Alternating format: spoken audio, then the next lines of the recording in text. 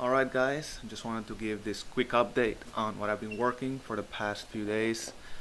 I finally started working on the enemy AI for the flying enemies, and here's a quick preview of what I have so far. It's not perfect, but I've done, I thought, pretty good for somebody that hasn't done AI before. So here I'm selecting just the base class for a flying enemy, and if you look here you have a bunch of different settings as far as damage, the fire rate, the type of damage, right, that it's going to do to the player, what kind of projectile, whether it's a normal or homing projectile. You can look at the static mesh, material, speed, how many hits until death, if there's a death delay, if you want to change the material as you're hitting the enemy. But the main thing here is the AI behavior. I'm using a very simple behavior tree.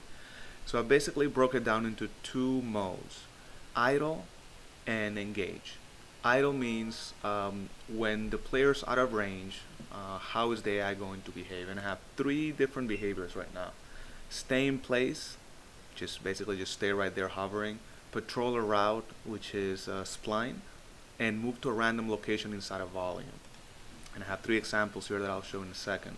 And then the engage behavior, for this example, I'll have them all ignore the player, so they just keep doing what they're doing. But generally you could have ignore the player, just chase the player, chase and shoot, shoot in place, fly past the player, which you'll see in another video is very simple. It's actually easier to understand if you see it than to explain.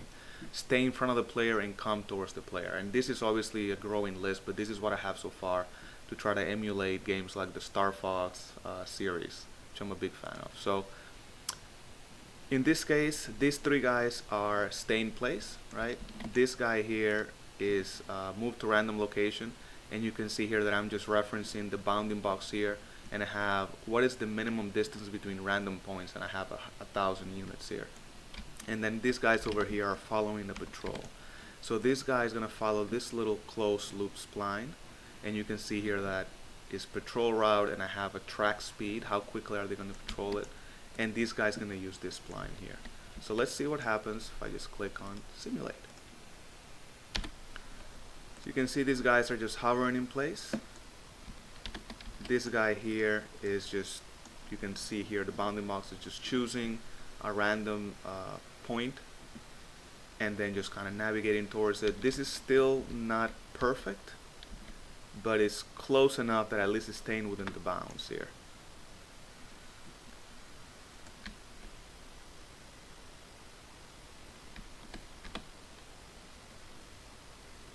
And if we go to the patrol, we can see this guy following that loop patrol. And this guy that's coming here following the spline.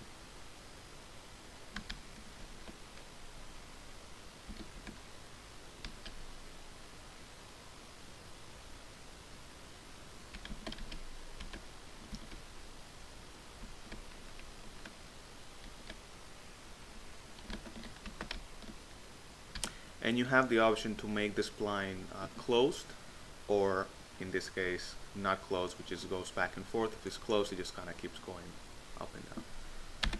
Cool. Let's take a look at some of the engagement behavior, and I'm going to make a quick cut here and get some settings ready for it.